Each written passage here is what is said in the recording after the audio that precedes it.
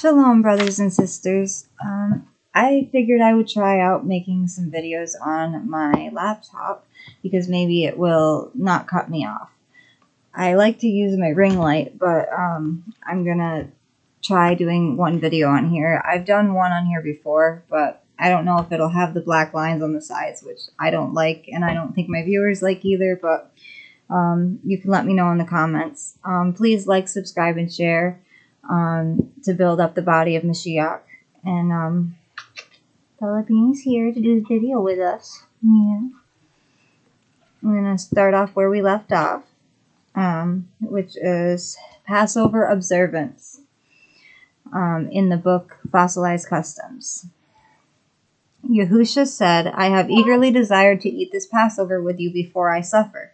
Luke 22:15. Many Christian assemblies are beginning to invite those of us who are observant of Torah to come teach them about the Hebrew roots of the faith. 14th of Abib. I showed this in the last video.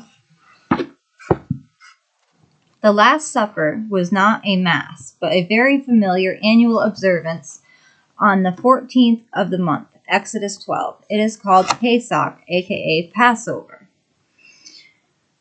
Let me see here. Okay, there's Bella Bean. Okay. I love you, Bella Bean. Okay. The students of Yahusha were talking about it before it came. Matthew 26:17. See BYNV prior to. Today, some call the observance a Seder, meaning order. It is the day prior to matzah, or unleavened bread. Unleavened bread, which begins on the 15th, for which we remove all chametz, or leavened bread from our homes. This is the origin of what we now call spring cleaning. If something is kosher, appropriate or approved for Pesach, then it doesn't contain yeast or anything that makes it rise. This is to remind us of the hasty departure from the bondage of Egypt, or Mitzrayim, by the mighty hand of Yahuwah. It is always observed at the evening of the 14th of the first month of the year, determined by the arrival of the first moon in the spring. This pictures the beginning of the redemption plan for Yahusha's bride, since he is the first fruits of the reign of Yahuwah, our wave offering. Other neglected observances will be discussed in sequence. This wave offering occurred after the most significant event in the history of mankind, the resurrection from the dead of Rabbi Yahusha, the firstborn from the dead, and what will be a great harvest of mankind was like grain cut down, then upon resurrecting was waving. He is literally the first to be born of the Spirit, because he doesn't have a body like we do anymore. He's something completely new. We receive a small seed of this rebirth upon being immersed, but while we are still in our flesh, we are not yet born of the Spirit. In the complete way, we will be. We are, however, reborn in a spiritual way, even while we are in our flesh. We are born of water at our immersion, and later will be raised as ascended beings, exactly like Yahusha. Okay, dear friends, now we are children of Yahuwah, and what we will be has not yet been made known. But we know that when he appears, we will be like him, for we shall see him as he is. 1 Yehukanan 3:2. The painting of the Last Supper is widely recognized, and most think it is linked in some way to what they do on Sunday morning. But this idea is not true. Supper and mourning are oxymoronic. When Yahusha said, "Do this in remembrance of me," Luke 22:19, he was referring to the observance of Pesach and its fulfillment. Once every year we are to remember him and his death as our Passover lamb, the unleavened bread known as matzah. reminds any observant Yehudi of our Lamb. If you look at one of these flat, square pieces of cracker-like bread, it is pierced and bruised. During the annual cycle of reading the Tanakh in synagogues, Yashayahu 53 is skipped. This has significance. But he was pierced for our transgressions. He was bruised for our iniquities. The punishment that brought us peace was upon him, and by his wounds we are healed. Verse 5. With no Passover, how is it that Catholicism and her daughters have a Passover lamb? Constantine decreed there be nothing in common with the hostile rabble of the Yahudim. Our Passover lamb died to redeem his bride, Yasharal. The penalty for her idolatry or harlotry was death. Another name for his bride is daughter of Zion, but her new name will be Hephzibah or Hevzibah. My delight is in her, is what it means. 62:4, excuse me, sorry. It has been said that it took Leonardo da Vinci almost 20 years to paint a famous picture known as The Last Supper. There's an old tale concerning Leonardo's portrait of the Last Supper that gives perspective to what a life without Torah is like. It is said that as Leonardo began his painting, he studied the text of the writings for who was present, and he imagined their appearance. Naturally, he had to search for subjects to pose for each person in the portrait. He began by looking for the most angelic and pure features he could find for the face of our rabbi. After a thorough search, he finally found a young boy with a face of absolute innocence. Leonardo kindly asked the boy if he would pose for him and compensated him for his time. Over the years, Leonardo carefully selected models to pose for each of the men. This took about 20 years. Finally, he was down to the last man in the painting, known as Judas. Really, Yehuda. He spent months searching for the perfect model, but there just didn't seem to be anyone who looked evil enough for this modeling job. At long last, he discovered a man who had sunken as low as any man had ever gone. He was in a tavern, drunk, and had lines of pain and sin in his face that reflected the kind of life he had lived. Leonardo knew at once he had to get him to pose.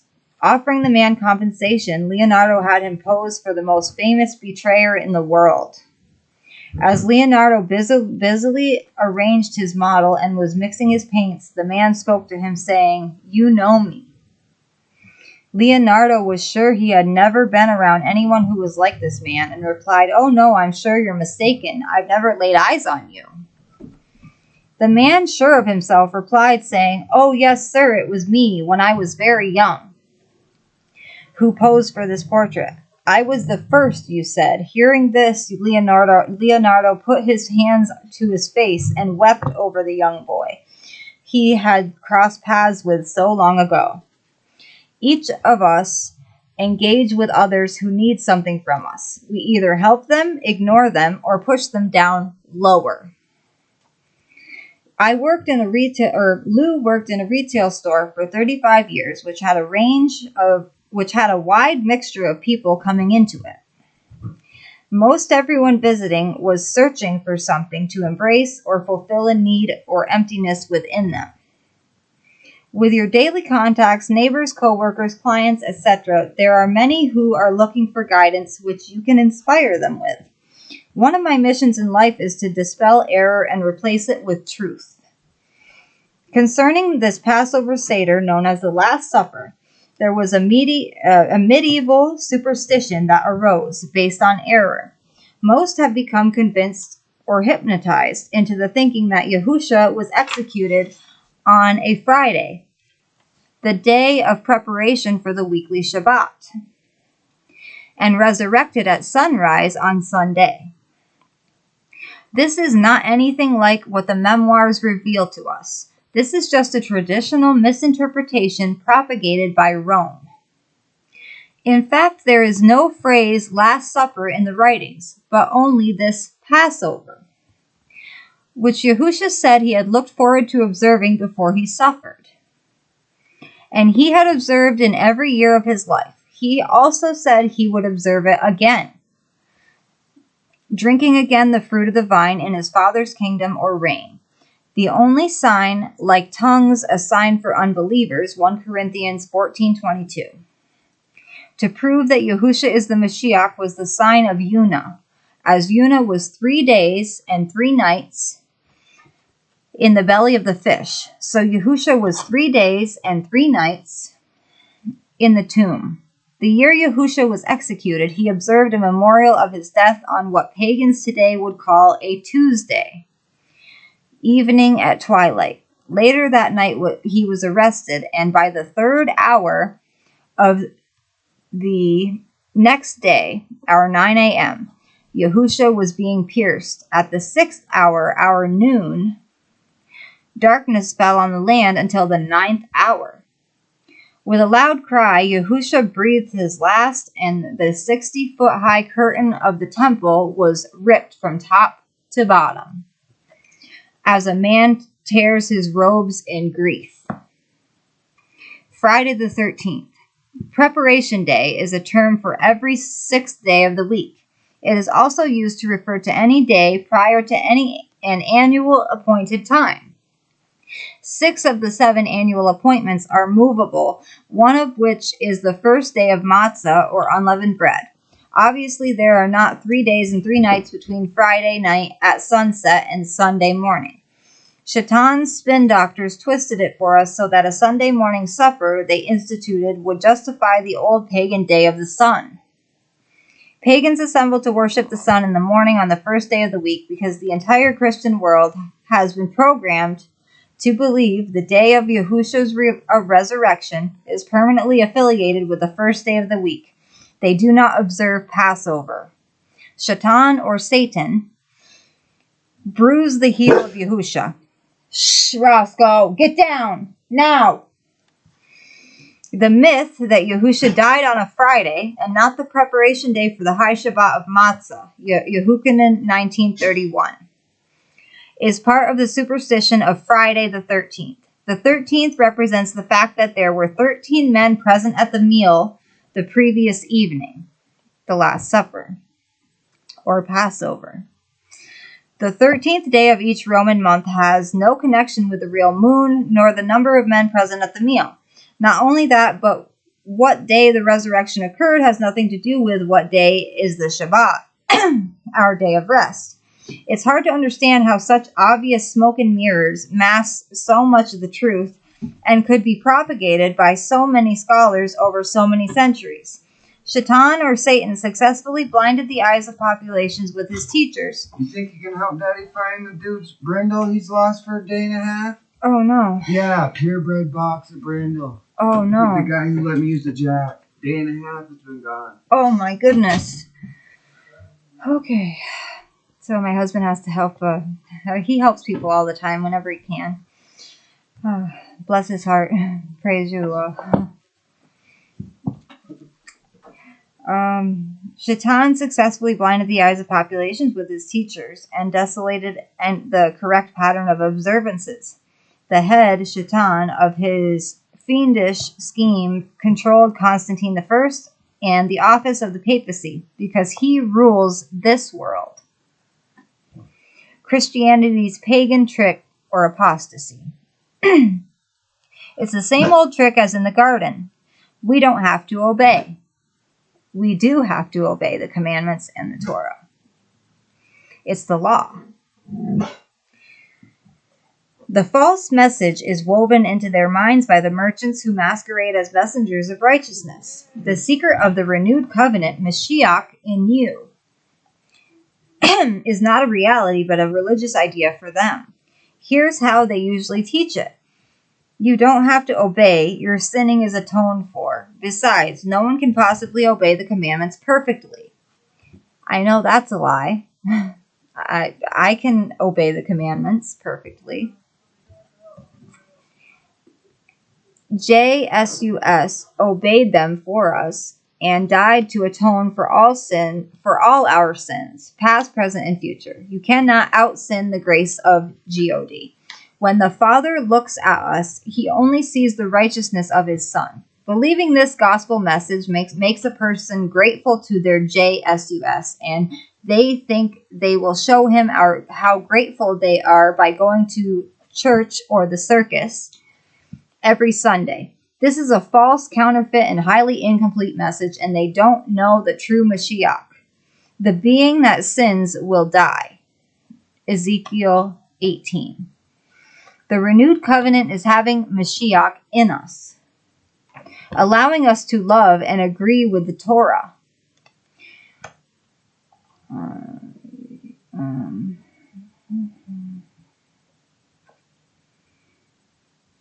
We no longer live in the mind of the flesh when we love the Torah and we obey. Catholicism taught for centuries that this Mashiach in you was achieved by receiving communion, the fake transubmutation of Yahusha into the cracker. That's not true at all. You can find a female dog, Roscoe? Or a male dog? We no longer live in the... Okay, Catholicism taught for centuries that this Mashiach in you was achieved by receiving communion, a man-made sacrament that they associated with the symbols of bread and wine at the Passover Seder the night before he was put to death. It's true that the emblems represented what the renewed covenant pictures, but it's only a model for what was to literally take place. I saw an Amazon box and that guy's recycling bin. Yeah. Yeah, are you sure there wasn't something? There was nothing else coming. Because it was at the very bottom. Here. Literally take place when he came into them with power, as he does when we accept the true message of salvation. The Protestant sects carried this out of the mother, leaving behind the belief in the bread and wine transubstantiating, changing into his literal body by the mystical powers endowed in the priest. Never learning that they are empowered to obey by having the Ruach HaKodesh, the set apart spirit of Yahusha. It's okay. In them, they keep coming back week after week. They want to learn more, but never do. The tragic thing is, Shaitan has turned this into a worldwide business, and his messengers go to the bank thinking the LORD is blessing them. Remember, a liar tells part truth, but withholds important information. Do you want to read some, babe, and I can do your hair? Huh? Do you want to sit and read? I'm not good with reading. I know you. It's okay. I'm not good at reading at all. I just have a lot to do, so you can read that, and hopefully we can get it done. I don't know. Okay, babe. I'm gonna just cut it short. I'm gonna finish this section, babe. I know. Okay. I'm sorry. It's okay. Yeah, the days have been flying by. It's been very strange. We feel like the days have shortened a lot. I'm good, and I'm fast. It's hard to get everything done in a day, and then you look at the clock and it's already 4 or 5. Yeah. Do we go on sinning that grace or kindness may abound?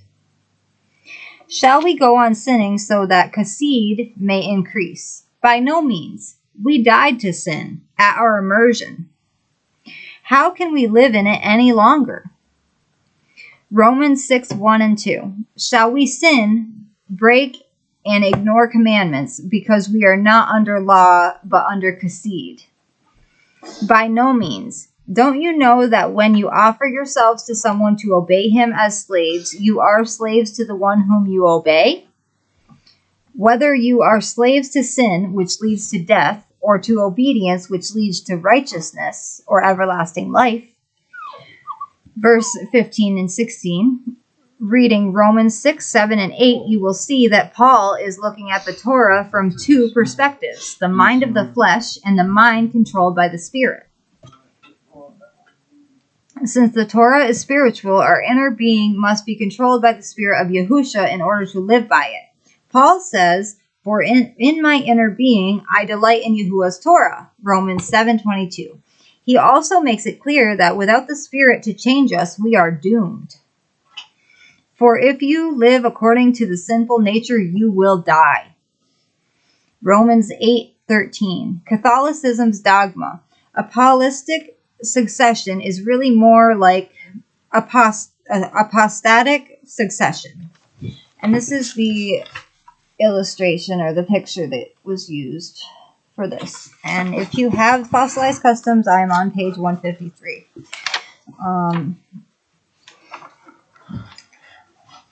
Okay, I was going to read more, but I'm going to...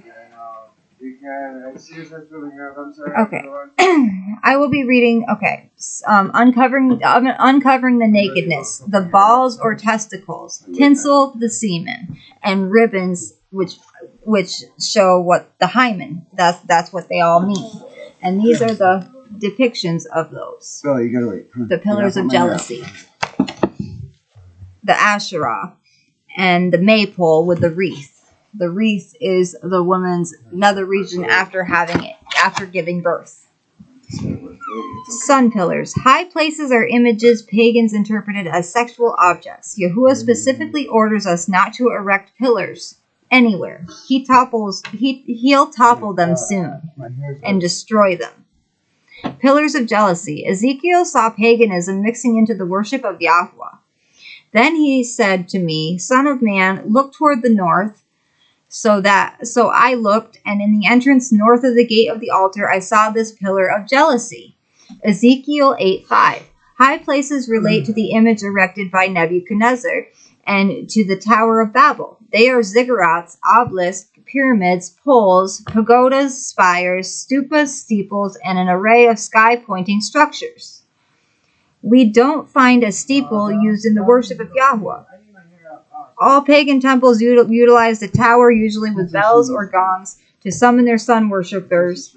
Handheld bells constructed in rows, which they would shake like rattles. In the worship of Circe, altar bells were rung, and periodically during the services inherited by Roman Catholicism and their Mass. One of the oldest relics of pagan worship is the pillar of jealousy, called an obelisk. Any ancient pagan would recognize one. They were interpreted to be a ray of the sun, but also the image of male generative power, the phallus. It's 11:30. I have to get my... I'm almost done, babe. Dude, Pagans also stood stones up in circles and prayed within the area they defined. Most of the time, the stones were only a few inches tall, but Stonehenge was one exception. In the time of Daniel in Babylon, Nebuchadnezzar constructed an image 90 feet high. And 9 feet wide, and the obelisk was to be bowed to when the national anthem sounded, Daniel 3. If you were able to ask Shadrach, Meshach, and Abednego if they would accompany you to most Christian places of worship, what do you think they would have to say about the big steeple near the entrance? They wouldn't go near the place. You can even see obelisk shapes in the building designs, signs, and window shapes of many of these buildings. They are also very partial to circles, which related to the sun in pagan temple design. Some Christian congregations have torn down the steeples of their meeting places after learning of the origin of these high places. Pig-eating Sunday worshippers are found in the scriptures, and they are those described as lawless heathens, upon whom rests the wrath of Yahuwah. They had high places ate unclean animals, and worship the sun on the first day of the week.